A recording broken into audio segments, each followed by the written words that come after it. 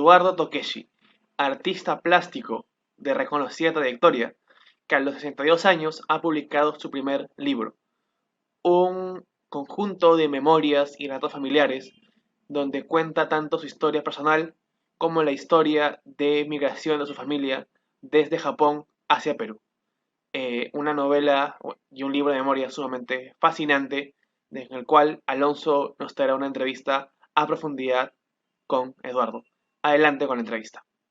Ah, es como un proyecto que le iba a dar a la maestría primero, y era un proyecto que está en mi cabeza como una película, ¿no? Que es un viaje desde el Japón en donde el padre de mi abuelo o mi abuelo viaja con el padre de Fujimori. Es un texto que tengo en la cabeza dándome vueltas siempre, ¿no? Y es esta historia muy larga, ¿no? Desde 1912 más o menos, y cómo estos viajeros tienen destinos diferentes, ¿no?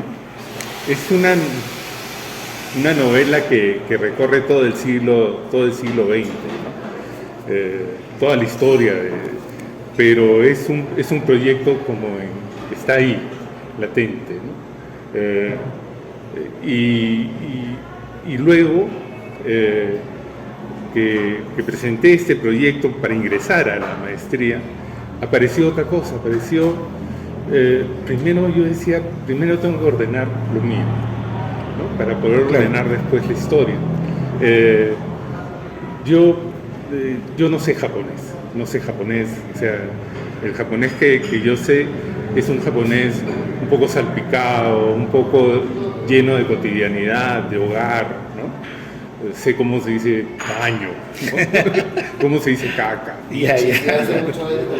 Entonces, sé esas palabras, ¿no? Entonces, pero un día, no sé, conversando con quién, comienzo a señalar, ¿no? Cosas de mi alrededor, me salía más o menos algunas palabras, ¿no? O sea, decían, sí, arroz se dice así, teléfono se dice así, libro se dice así. Entonces dije, mira tú, tengo un léxico. Tengo un léxico, ¿no? Inorgánico. Entonces dije, vamos a ponerlo dentro. Y Sansu se llamó, en un primer momento, se llamó el otro diccionario. El otro diccionario. El otro diccionario. Eso implica el orden alfabético, entonces. Eso implica el orden alfabético, las palabras, había que organizarlo de alguna manera. Y esto era por medio de palabras que iban saliendo, ¿no? Entonces, ese diccionario, yo le digo glosario de memorias, ¿no? Porque es como un glosario de memorias y hablar sobre qué sucede, por ejemplo, cuando a mí me dicen la palabra Gohan o Akachan, o no sé, varias palabras. Estos son detonadores, ¿no? Detonadores para determinadas historias, ¿no? Para recordar, ¿no? O sea, en base a eso se va armando esto que yo he terminado llamando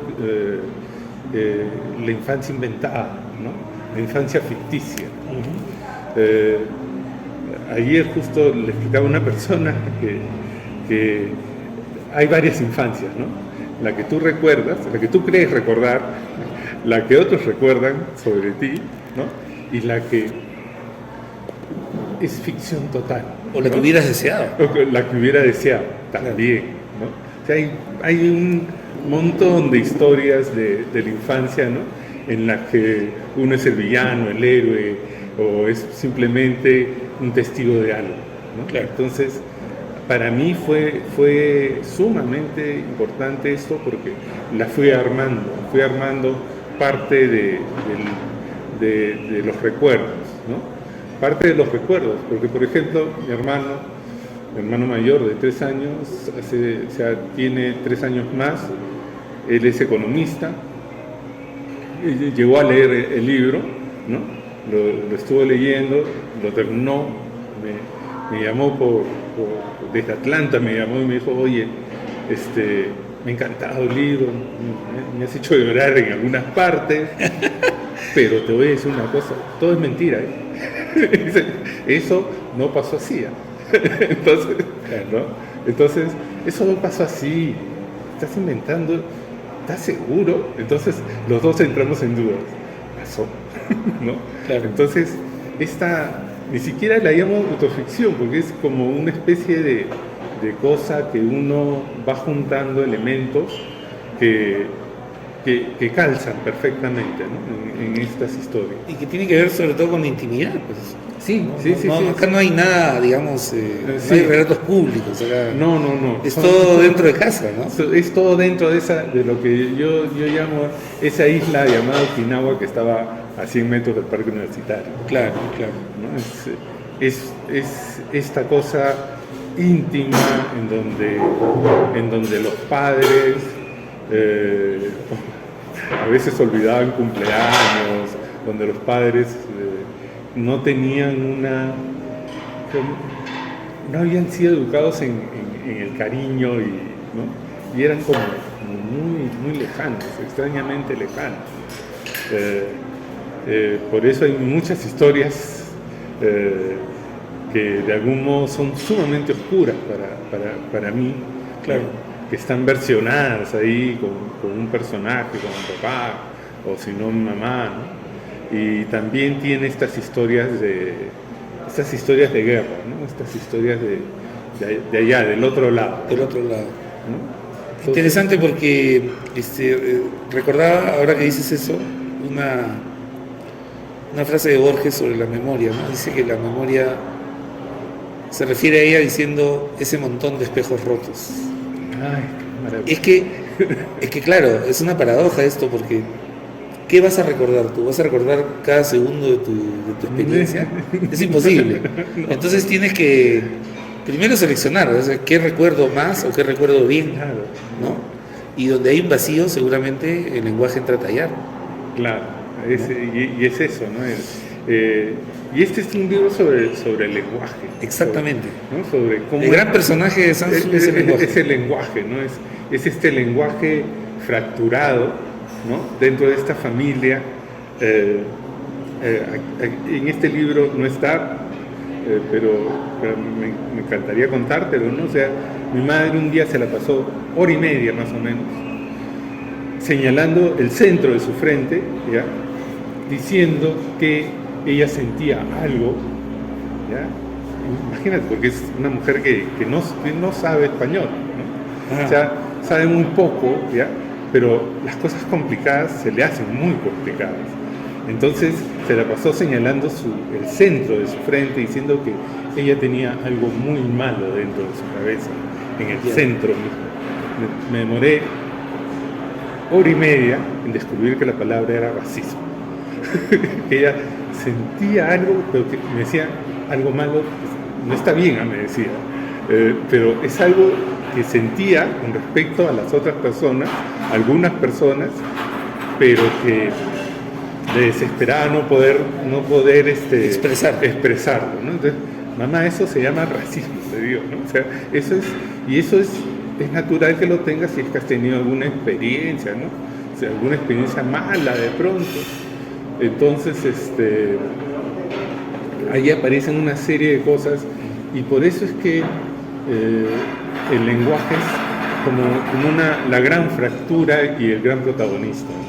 Es esta cosa que hace, que se origina cuando los padres hablan japonés, ¿no? Claro, eso lo comentas, ¿no? Sí. Entonces esto que ellos hablan y levantan esta pared invisible entre nosotros los hijos y ellos hablando de desastres, de muertes, de un montón de cosas y uno sin saber, en esa especie de ¿cómo se dice? De vacío que va a durar aproximadamente unos 20 años, ¿no? O sea, 20 años sin saber qué sucedía en la casa, ¿no? El silencio, como tú dices, y lo notaste ahora viendo lo del libro, está en muchas páginas, la página en blanco. Exacto, exactamente. O sea, de manera gráfica también está ahí, ¿no? Es el espacio, las figuras de pronto más pequeñas contra una especie de paisaje nebuloso que es la memoria, ¿no? Estas cosas. ¿Pensaste en algún momento que esas páginas en blanco podían ser una invitación a que los lectores intervengan en el libro? ¿Obra abierta? Obra abierta, como dicen, ¿no? O sea, es lecho abierto, ¿no? ¿No? En realidad es para que alguien sueñe también. Entonces, alguien que quiera hacer alguna anotación, imagínate, me ha parecido muy increíble que el libro, viniendo desde la intimidad y viniendo desde un contexto diferente, haya recibido un nivel muy alto de identificación del lector, de algunos lectores que sienten, mira, a mí me pasa esto, me pasó esto, así era mi padre, o cosas en donde ambos mundos se rozan, ¿no? El mundo del lector y el mundo del que escribe, ¿no? A mí este libro ha sido el motivo como para de pronto sacar oscuridades, sacar claridades, ¿no? Y hacer algo que como tú bien notas, y tú lo sabes porque creo que ese fue el primer trabajo de escritor que tuve, fue cuando eras editor en el Dominical de Expreso, ¿no? Y se hacían cosas locas en realidad. Sí. Yo creo que ahora en mi relación con la pintura, por ejemplo, tiene que ver con la idea de al menos ahora sé que hay cosas que la pintura no puede decir. Eso es interesante. Yo justamente, mira, hablando del nivel de identificación, bueno, mi familia como la tuya también es una familia migrante. Y yo recordaba, por ejemplo, cuando tú mencionabas lo de la barrera lingüística, yo recuerdo cuando era niño haber asistido a reuniones familiares y escuchar a los adultos hablar en árabe. Claro. Yo, entre el susto y la ignorancia, o sea, claro, algo está pasando acá. Sí, algo se cocina. Algo se cocina, alguien ha entrado en quiebra o algo. Y mi conocimiento del árabe es muy parecido al tuyo, al tuyo del japonés. ¿No? Conozco palabras. Es de dedo, ¿no? Sí. De dedo, es así, ¿no? Conozco palabras, ¿no? Digamos que tengo un coquito de árabe en la cabeza, algo así. Entonces sí, claro, ¿cómo no se identificar uno? ¿No? Es casi automático esto. Porque es como algo que mi padre falleció es el 7 de mayo de este año, ¿no? Y mi padre nunca me dijo, hijo, qué bien lo estás haciendo, o ese tipo de cosas, nunca, hasta que en algún momento de estos años ya descubrí un folder con recortes de tus muestras. De mis muestras, ¿no? Entonces las recortaba con un cariño y las pegaba en su papel, ¿no? Y las ponía ahí. Era un orgullo silencioso. El orgullo silencioso, ¿no? Qué maravilla. Yo me quedaba es increíble. Yo me quedaba así, me quedaba mirando así, ¿no? Porque el máximo reconocimiento era de pronto, ¿no? Te agarraba el brazo, ¿no? El hombro, ¿no? Un gestazo, ¿eh?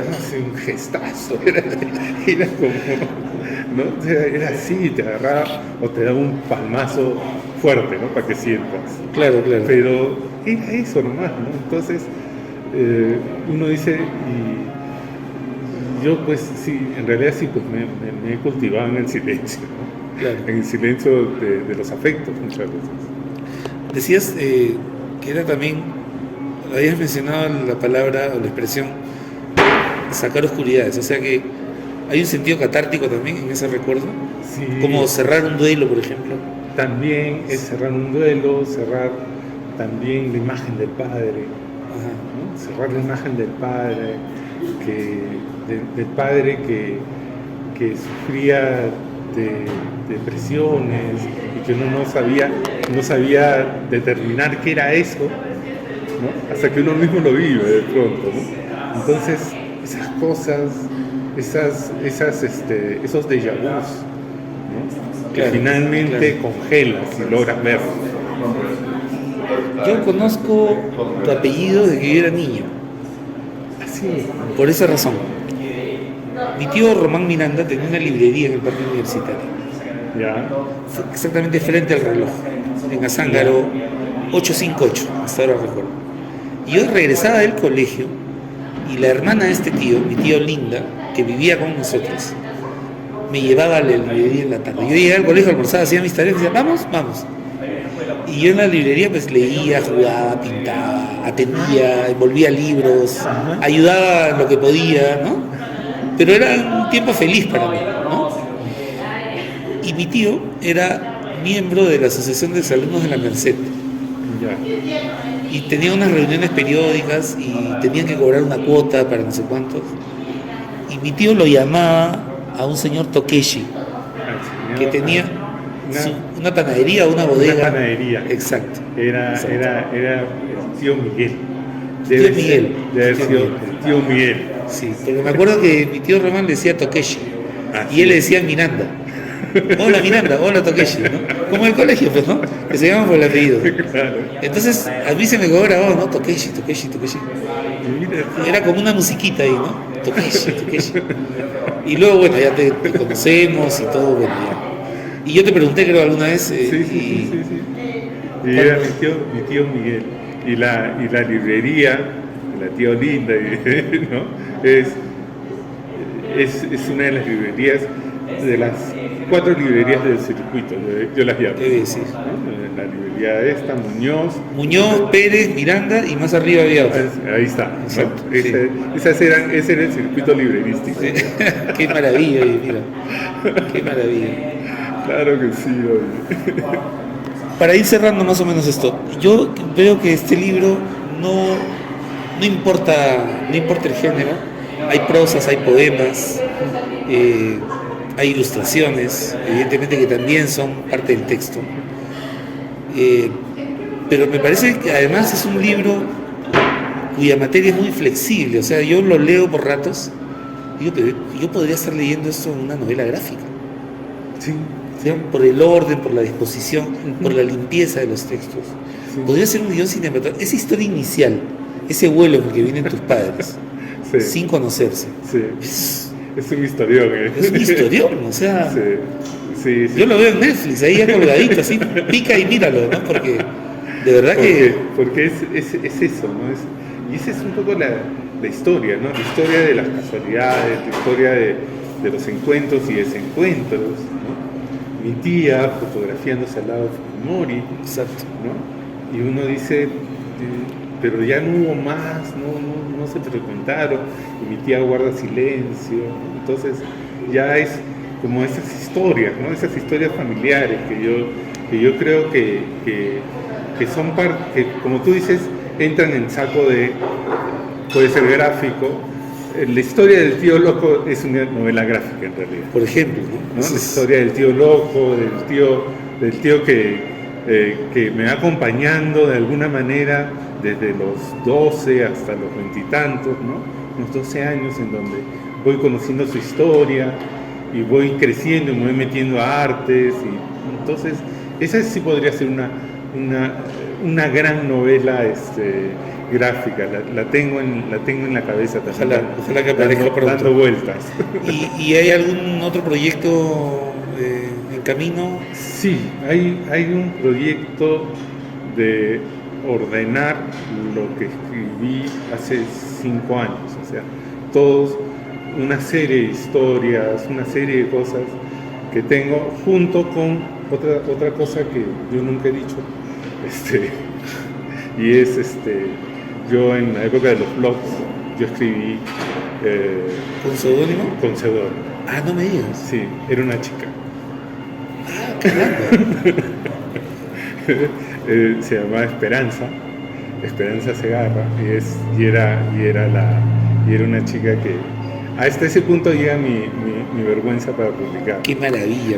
En algún momento se va. Un heterónimo era. Sí. Un heterónimo.